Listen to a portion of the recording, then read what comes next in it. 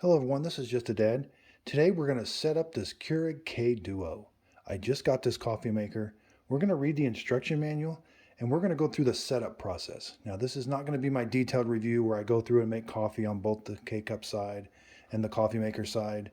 That'll be my next video. This is setting it up. So you just received this and you kind of want to clean it all up, get it ready to start making coffee. So the one thing I did notice is this was brand new in the box, and it does have quite a bit of dust on it and everything.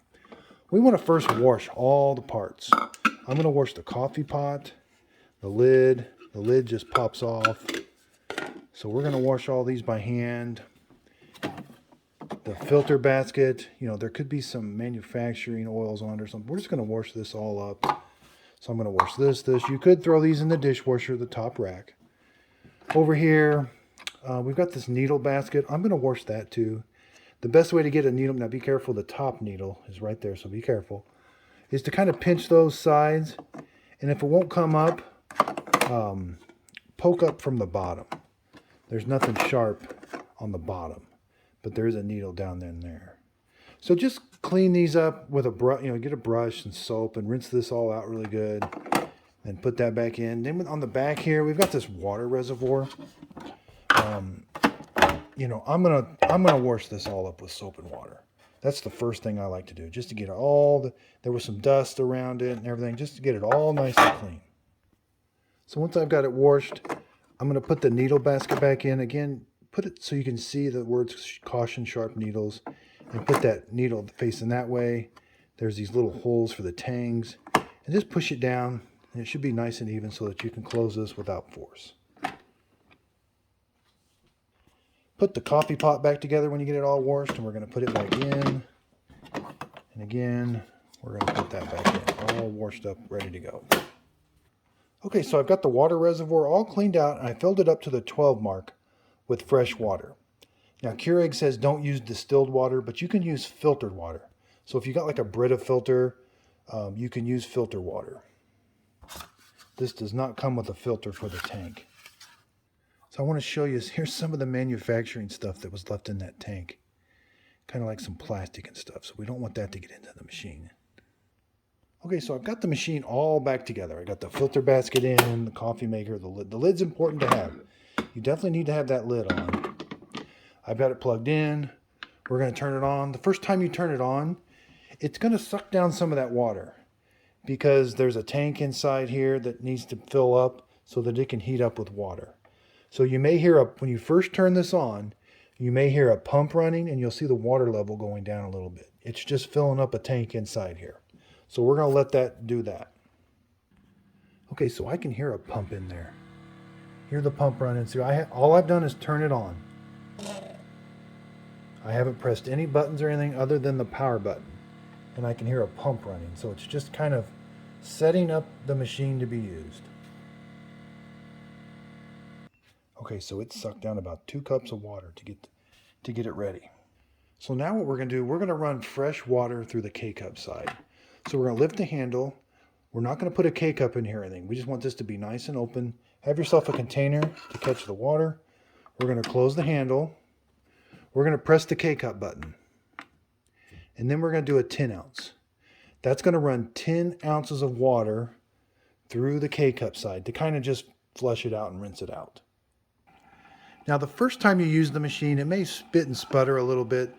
It's going to act a little more normal whenever it gets primed and it's ready to use. So the first time you do this, it may not act like it's always going to act. So what's happening now is you'll hear there's a heater that's heating up the water. Once the water gets up to temperature, then it's going to shoot it through the K-Cup side. And then it kind of lets you think that it's not doing anything, but we got to press the K button. I'm sorry. Thought I did. 10. Okay, so I gotta press this, the 10, then the K button. And all we're doing is just these are freshwater rinses. These are good to do once in a while. I would do a freshwater rinse at least once a week, even if I was just brewing all coffee.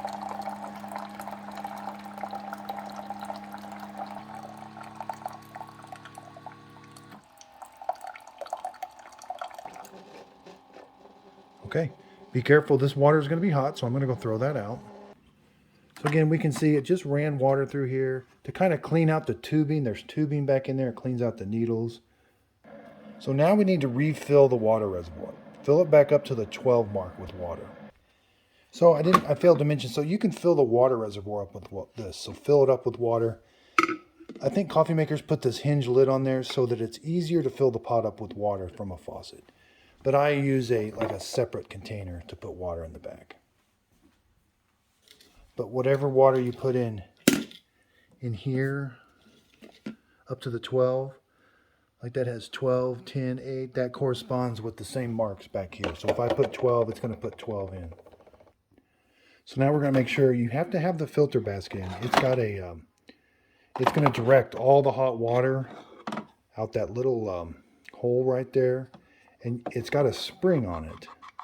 So you have to have the coffee pot in order to push up that spring. This thing right here pushes up that spring so that water can come out. So we have to have all this, leave this all empty. We're not going to put a filter in or coffee in. We're going to come over here. We're going to hit the coffee maker side. This is the coffee maker side. We're going to do coffee. 8. I'm not sure what was going on there. These were, you need to get these to where they're flashing back and forth.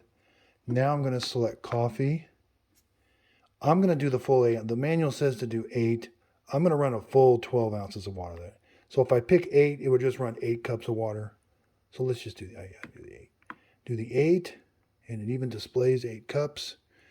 Then press the big K button. Now don't lift this lid because the hot water is going to be coming out of there and into there. And again, I'm just following the instructions. We're doing a cleansing brew before we ever start using it.